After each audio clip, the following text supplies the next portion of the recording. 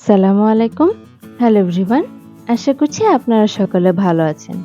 তো আজকে আপনাদের জন্য নিয়ে এসেছি সবচাইতে মজার একটি হালুয়া রেসিপি, ছোলাও ডালের হালুয়া রেসিপি। এটিকে কিন্তু আপনারা বাংলাদেশী ট্র্যাডিশনাল হালুয়া বলতে পারেন বা বুটের ডালের বরফিও বলতে পারেন।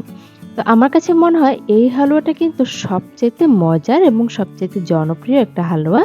তবে আমি কখনোই বলব না এটি অনেক সহজে তৈরি করা যায়। কারণ আমি ছোটবেলা থেকে দেখে আসছি আমার মা এটি তৈরি করতে কি পরিমাণ পরিশ্রম করে। তো এই হালুয়াটা কিন্তু অসম্ভব মজার হয়। আজকে আমি আপনাদেরকে এই হালুয়াটা করে দেখাবো। আর আজকে আমি এই হালুয়াটা করছি বিভিন্ন সাজ দিয়ে ডিজাইন করে। আর এই হালুয়াটা তৈরি করতে কিন্তু কোনো অকেশন এর প্রয়োজন হয় না। আমি তো এমনি যেকোনো সময় খেতে ইচ্ছে করলেই হুটহাট এই হালুয়াটা তৈরি করে ফেলি। তো চলুন আজকের এই বুটের হালুয়া রেসিপিটা দেখে নেওয়া যাক।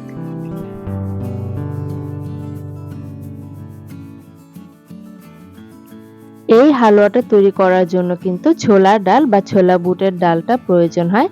তো আমি এখানে প্রায় ২ কাপের মতো ছোলা বুটের ডালকে সারারাত ভিজিয়ে রেখেছিলাম। সারারাত ভিজিয়ে রাখলে কিন্তু ফলটা ভালো আসে। আর যদি আপনারা চান তাহলে শুধু ৩-৪ ঘন্টাও ভিজিয়ে রাখতে পারেন গরম পানি দিয়ে। এরপর আমি একটা প্রেসার কুকারে এই ডালটাকে অল্প একটু পানি দিয়ে সিদ্ধ করে নিয়েছি। আমি এটাকে কিন্তু ব্লেন্ডারে পেস্ট করে নেব, তাই একটু পানি রেখেছি। আপনারা চাইলে একদম শুকিয়ে নিয়ে পাটায় বেটে নিতে পারেন। পাটায় বেটে নিলে কিন্তু এই ডালটার বা হালুয়াটার স্বাদটা আরো বেশি মজার হয়। আজকে আমার কাছে সময় কম ছিল, সেজন্য আমি ব্লেন্ডারে ব্লেন্ড করে নিয়েছি। দেখতেই পাচ্ছেন ব্লেন্ডারে ব্লেন্ড করার পর কিন্তু এরকম একটা মসৃণ ডো হয়েছে।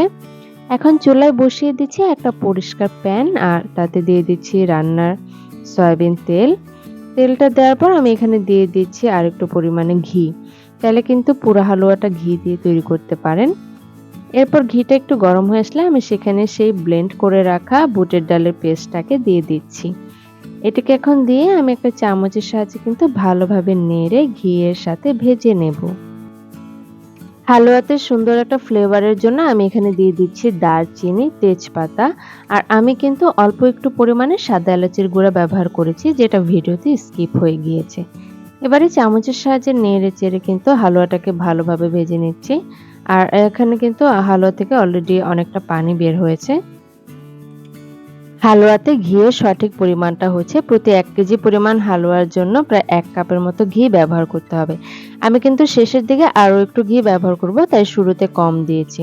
আমি যেহেতু আজকে এখানে ১/২ কেজির মতো বুটের ডাল ব্যবহার করেছি, তাই ১/২ কাপের মতো ঘি এখানে ব্যবহার করব।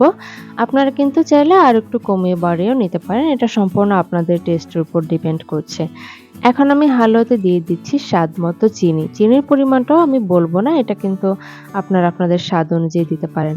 আমি আসলে সবকিছুতে বেশি চিনিও খাই না, কম চিনিও খাই না, একটু মাঝামাঝি লেয়ারে খাইয়ে থাকি। এখানে আমি আরো দিয়ে দিচ্ছি ১ কাপের মতো গুঁড়ো দুধ। গুঁড়ো দুধটা ব্যবহার করলে কিন্তু হালুয়ার টেস্টটা ভালো আসে, একটা আলাদা রকমের একটা স্মেল আসে। তাই চেষ্টা করবেন গুঁড়ো দুধটা অবশ্যই ব্যবহার করার জন্য। এবারে কিন্তু নেড়েচেড়ে হালুয়াটাকে রান্না করে নিতে হবে একটা আঠালো ডো তৈরি করা পর্যন্ত। হালুয়াটা কিন্তু এখনো যথেষ্ট লিকুইডে ভরা আছে। তো এই পানিগুলোকে একদম শুকিয়ে একটা আঠালো ডো তৈরি করে নিতে হবে। সেই অবধি কিন্তু হালুয়াটাকে অনবরত নেড়ে যেতে হবে।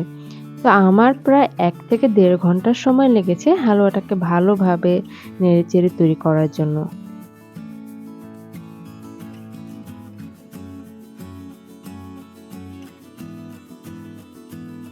হালুয়াটাকে ভালোভাবে নেড়েচেড়ে যখন এটি প্যানের গা থেকে একদম খুলে আসবে আর লেগে যাবে না, সেই পর্যায়ে কিন্তু এটাকে নামিয়ে নিতে হবে।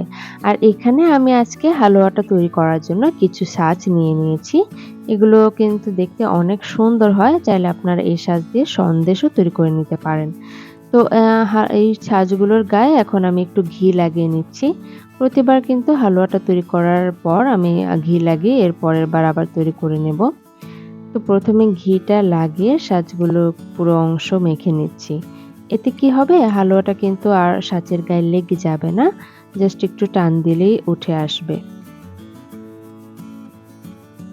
আর আপনাদের হাতের কাছে যদি এরকম সাজ না থাকে, তাহলে কিন্তু আপনারা চাইলে কুকি কাটার দিয়েও ডিজাইন করে নিতে পারেন।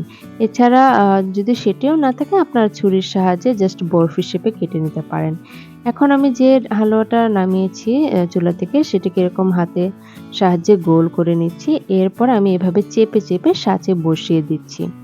একটা ডিজাইনের সাঁচে বসিয়ে দেওয়ার পর ওই সাঁচেরই অপর যে ডিজাইনটা রয়েছে সেটি দিয়ে এভাবে চাপ দিলেই কিন্তু মেইন হালুয়াটা রেডি হয়ে যাবে। আর সাইডের বাড়তি অংশটা আমি এভাবে আঙ্গুলের সাহায্যে তুলে সাইডে রেখে দিচ্ছি। তো ঘি দেওয়ার ফলে কিন্তু এটা খুব সহজেই উঠে আসবে।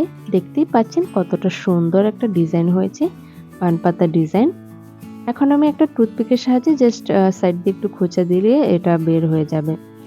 একইভাবে কিন্তু আমি সবগুলো সাজ দিয়ে বিভিন্ন ডিজাইনের হালুয়া তৈরি করে নিচ্ছি।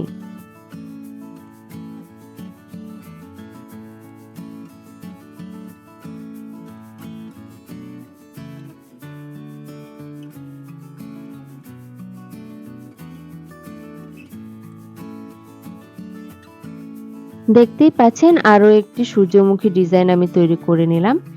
একে, একে কিন্তু আমি সবগুলো হালুয়া তৈরি করে নিয়েছি। আর মাশাআল্লাহ দেখুন কতটা সুন্দর হয়েছে আজকের এই হালুয়াগুলো। আর খেতে কিন্তু অসাধারণ হয়েছে। যেহেতু ঘি এবং গুঁড়ো দুধ ব্যবহার করা হয়েছে, তাই এর ঘ্রাণটা কিন্তু দারুণ হয়েছে। আপনারাও কিন্তু চাইলে এই হালুয়াটা বাসায় তৈরি করে খেয়ে নিতে পারেন। এর টেস্ট কিন্তু অতুলনীয়। তাই আমি বলব একবার হলো বাসায় তৈরি করে দেখুন। কেমন লাগলো আমার আজকের এই বুটের ডালের হালুয়া রেসিপি? অবশ্যই কিন্তু আমাকে কমেন্ট করে জানাবেন। সবাই ভালো থাকবেন, সুস্থ থাকবেন। আল্লাহ হাফেজ।